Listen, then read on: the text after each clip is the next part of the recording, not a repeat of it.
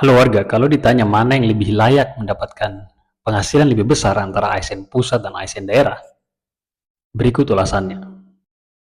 Kalau bicara soal beban kerja, sebenarnya sama saja ya. ASN pusat punya tanggung jawab untuk merumuskan kebijakan, mencari ide, inovasi yang tujuannya adalah untuk menyelesaikan berbagai permasalahan yang ada dari Aceh sampai Papua dan tentunya harus bermanfaat bagi halayak hidup orang banyak. Menemukan ide, gagasan itu memang tidak mudah, dan disitulah tantangannya.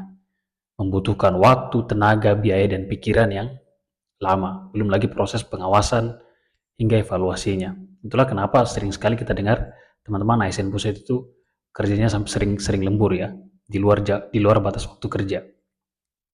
Inilah tantangan yang dihadapi oleh teman-teman ASN pusat, karena berpikir itu tidak semudah melakukan. Sementara teman-teman ASN di daerah, itu tugasnya adalah untuk mengimplementasikan, untuk menerjemahkan kebijakan yang sudah dirumuskan oleh teman-teman di pusat tadi di level teknis, di lapangan. Dan ini juga punya tantangan tersendiri, punya risikonya tersendiri. Mulai dari kondisi sarana dan prasarana yang terbatas ya. Teman-teman pasti sering lihat bagaimana kondisi infrastruktur jalan di daerah pinggiran, di daerah pedalaman, ya.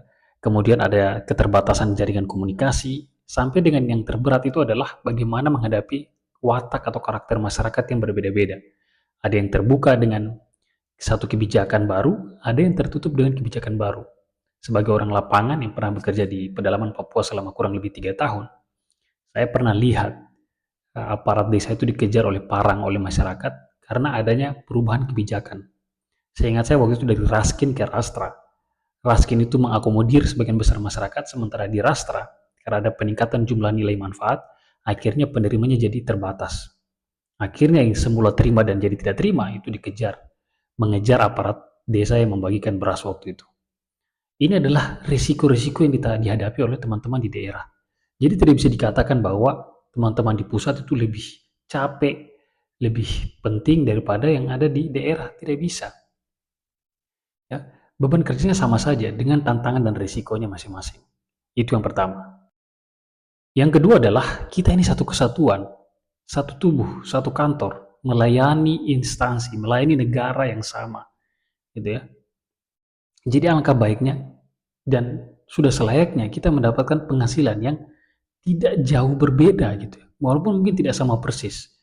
Karena kami akui di beberapa negara pun instansi pusat punya insentif atau tunjangan yang lebih besar ketimbang yang ada di daerah.